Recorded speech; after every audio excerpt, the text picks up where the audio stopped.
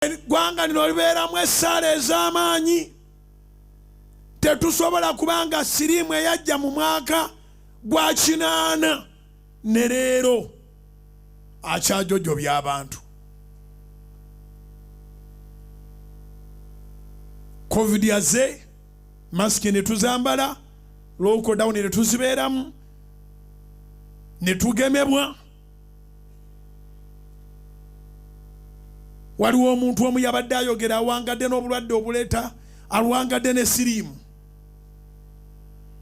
Kubanga ku nnaku lwa AIDS dda abantu bavayo ne boogera yeekebeza ddi yeewaayo ddi yafuuka ddi ow'olwatu.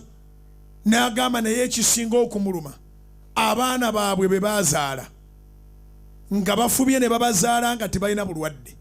Kati abaana abalwadde babufunidde ate mu nsi. Mwana baamuzaaza bulungi, alina siriimu asobola okuzaala ate alina siriimu.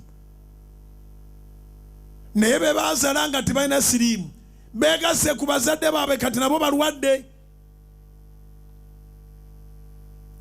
Nze eno ne ndeeta ekiteeso ekyange ekyekireera nti wabeerewo lockdown y'abaana baffe. Abaana abamaze senior 4 badde mu lockdown tewali kuva waka. Abaana abamaze senior 6 babeere mu lockdown tewali kuva waka. Abaana abamaze ekyomusanvu lockdown tewali kuva waka. Mumanyi siriimu abaana gye bamujja mu kufuluma okwo. Kadanke mpayo ebirala. Kadanke sikimanyi nekimanya. Kabanga akalogoyi mukatulako obutuuzi kiki. Kadanke kyeki. Kadanke si kadonke. Kadanke si kadonke. Ndongo. Ndongo gye bayita kadanke. Kati endongo ate yafuuka etya kadanke. Katonda wange.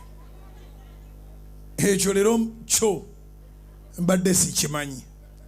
Kati mu kadanke eyo waliwo abaana ba mirundi egi abaazaalibwanga abazadde balina siriimu naye abaana ne batazaalibwa na siriimu.